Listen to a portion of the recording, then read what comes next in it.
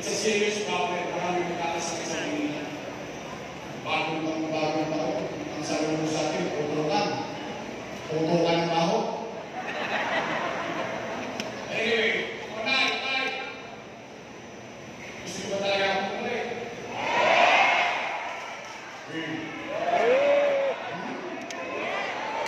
Bakit sinacharo-charo ko lang? Hindi nga. Gusto mo bumalik?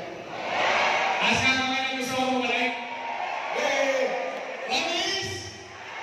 Tagsman! Nakatay na sila? Ayaw ko kayo matisgrasya, ayaw ko usap ko. Joke lang. Sige, gusto nyo kong bumalik. Magtatanong ko sa inyo. Ang pakiramdam ko lang, hindi ko na naman gusto sigurado. Diba, nakabalik na ako, dahil sa inyo. Piling ko lang, ha? Kasabihin ko yun. Sabihin ko sabihin, mahirap ibangon ulit ang mga nila. Sabihin, gusto ko lang pagtas-tatas tayo. Diba, para naiintindihan natin yung pinapasok natin. So, it's going to be hard. Pero, there is an assurance for you, kung marami kayo. Wala akong maganti, ayaw ko ng maganti. Tama ba? Meron lang, kulang na rekado. Hihingi ko lang sa inyo yung rekado. Pwede ba ako mag-request? Gusto nyo yung mabilis sa gobyerno? Yung mga walang books at books? Gusto nyo yan? Nay, pwede mo mag-request straight?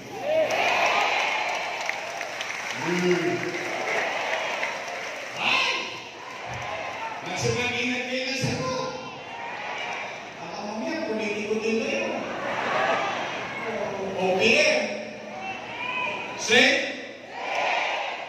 Sisili ko kayo.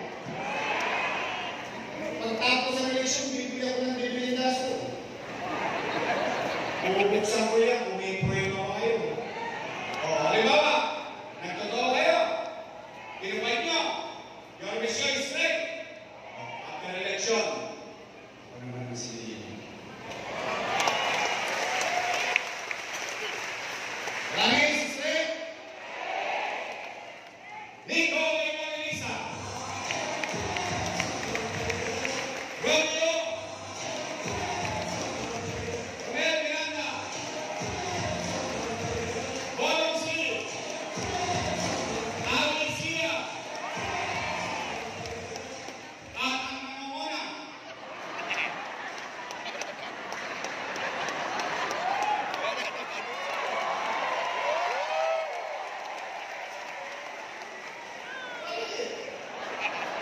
May masama ba ako sinabi? Sabi ko, ang mga muna. Ano ba yung number mo sa Tagalog? Wala nyo, sa inyo nang galing. Ang aking kabats. Matagal na aking kabats ko po yan, 1998. Ang kabats ko yan. Secret pa kami yan.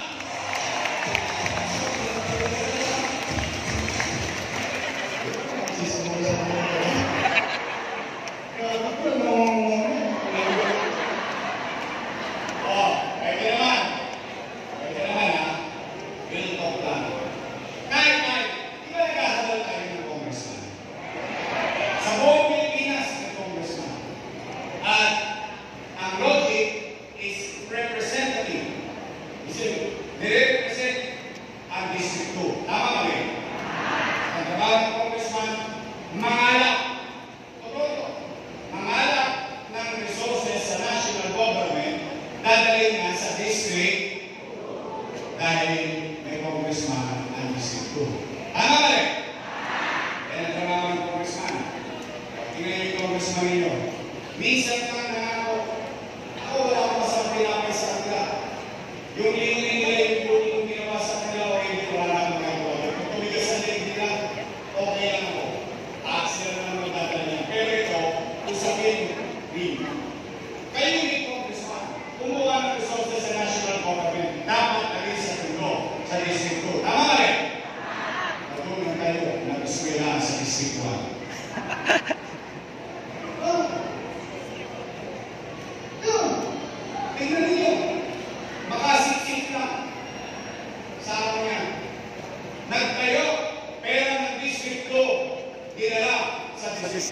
Thank you very much, District 2. Siyempre, matutuwa kami. Uy, bakit? Parang dalawa congressman namin sa District 1. Tama mali. Pero kung mali, sige. Bakit? Dapat sa inyo yun. Tama ba? May congressman naman kami rin eh. O, sa akin na yung eskwelahan. Sa tabi ng sabunan. Sa bitas. Ano ang katabi ng sabunan? Katayan ng baboy at baka. O yan. Nandiyan yan. Wala na tayo magkakawa. Sa Pitas Park. Pero pagdating ang araw ng pag-uubong, may magagawa kayo. Ibalik natin si Congressman Carlo Lopez.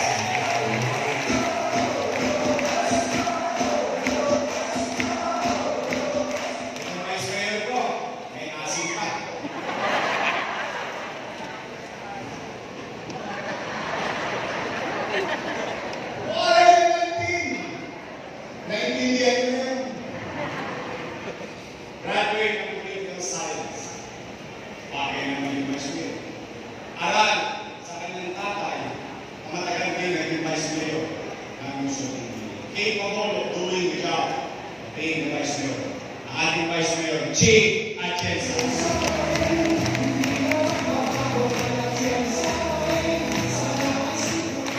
Straight?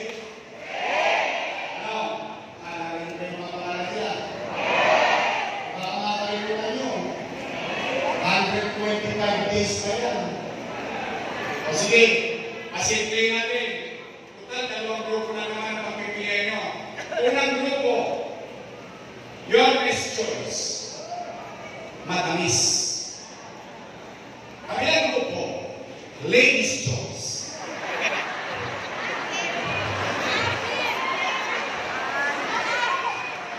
Kaya may sabi ko hindi ako. Grabe yung your best choice, straight?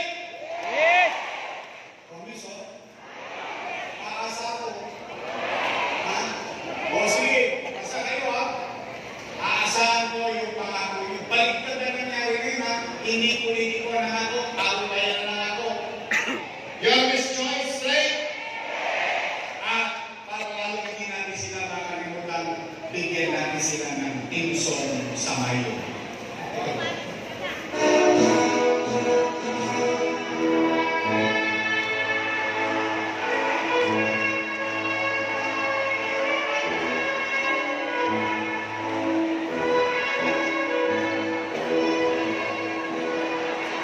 Pag-graduate din na natin yung mga. Tapos na po, uwi na.